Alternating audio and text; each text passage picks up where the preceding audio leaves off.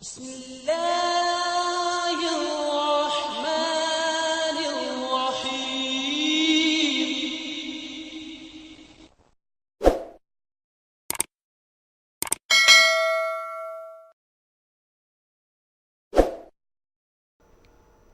وعلیکم السلام. جی پٹیل صاحب، آپ کا کیا سوال ہے؟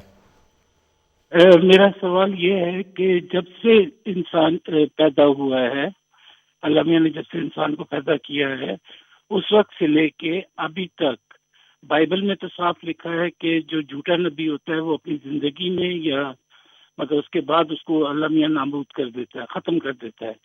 مگر حضرت مرزا غلام احمد قادیانی علیہ الصلوۃ والسلام ان کی زندگی میں بھی وہ کامیاب ہوئے اور آج تک 125 سال سے زیادہ ہو گیا وہ ابھی تک کامیاب ہے. کیا کوئی ایسا نبی، جھوٹا نبی ہے دنیا کے اندر جو اس طرح کامیاب ہوا ہو؟ اور میرا ایک اور اس سے ریلیٹڈ سوال ہے کہ حضرت خان صاحب جو اتنے اعتراضات کرتے ہیں، اتنا دل دکھاتے ہیں کئی سالوں سے، ان سے میرا یہ سوال ہے کہ کوئی ایک ایسا جھوٹا نبی پیش کریں جو جو اتنا کامیاب ہوا ہو. جزاک اللہ. پٹیل صاحب جزاک اللہ. ہم آپ کے سوال کے ویسے تو آپ کا جو بڑا ہی خوبصورت سوال تھا اس سوال کے اندر جواب بھی موجود ہے، لیکن ہم مبشر ایاز صاحب کی طرف چلتے ہیں مزید تفصیل کے لیے. السلام علیکم. السلام علیکم رحمۃ اللہ. مبشر صاحب، آپ پٹیل صاحب کا سوال سن سکے ہیں؟ جی. اس کے بارے میں کچھ تفصیل میں عرض کر رہا تھا کہ ویسے تو پٹیل صاحب کے سوال میں جواب بھی موجود ہے، لیکن آپ کچھ تفصیل بھی بتا دیں مزید. جی، جیسا کہ انہوں نے خود جواب دے ہی دیا ہے کہ کامیابی اور ناکامی انسانی تاریخ کے حوالے سے ہم دیکھیں تو لوگوں کو ملا کرتی ہے. سیاستدانوں کو بھی ملتی ہے، کوئی فلسفہ لے کے اٹھیں، کوئی نظریہ لے کے اٹھیں، انہیں بھی ملتی ہے. کامیابی اور ناکامی تو اپنی تاریخ بتا رہی ہے کہ جھوٹے سچے دونوں کو ملتی ہے.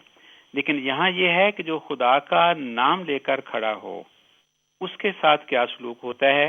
یہ پھر ایک اور دوسرے مضمون کی طرف ہم نکل جاتے ہیں کہ قرآن کریم نے خود سورۃ الحاقہ میں ہے کہ لو اعوذ باللہ من الشیطان الرجیم کہ لو تقول علینا بعض الاقاویل، یہاں سے آیت شروع ہوتی ہے کہ اگر کوئی شخص میرے بارے میں یہ کہے کہ خدا تعالیٰ مجھ سے ہم کلام ہوتا ہے تو اللہ تعالیٰ کہتا ہے کہ یہ میں برداشت نہیں کر سکتا.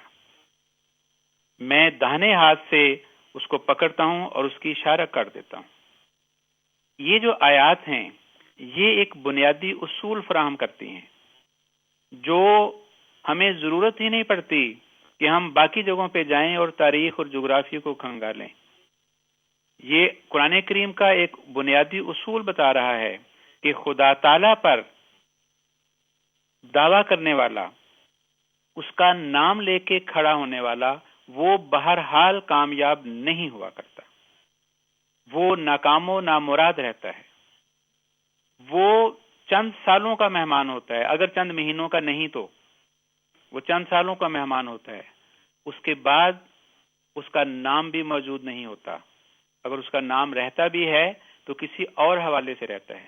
آج کتنے لوگ ہیں جو مسلمہ کذاب کو ماننے والے ہیں، کتنے لوگ ہیں جو اسود انسی کو ماننے والے ہیں.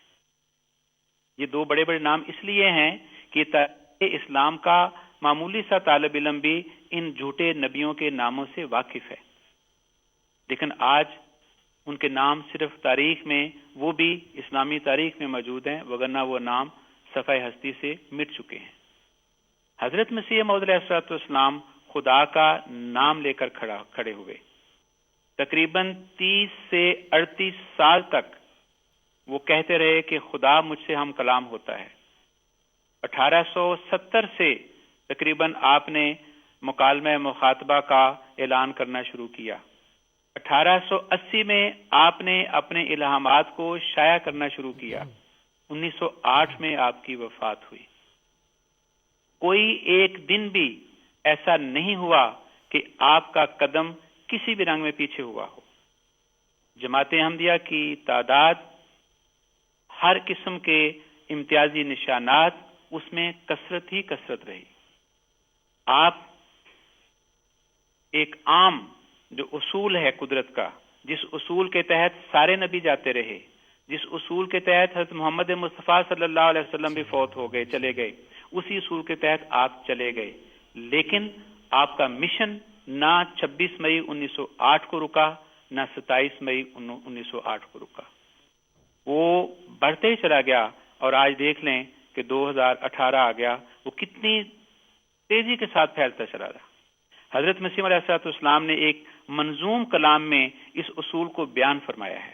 آپ فرماتے ہیں، یہ اگر انسان کا ہوتا کاروبار اے ناقصاں، ایسے کاذب کے لیے کافی تھا وہ پروردگار. کچھ نہ تھی حاجت تمہاری، نہ تمہارے مکر کی، خود مجھے نابود کرتا وہ جہاں کا شہریار.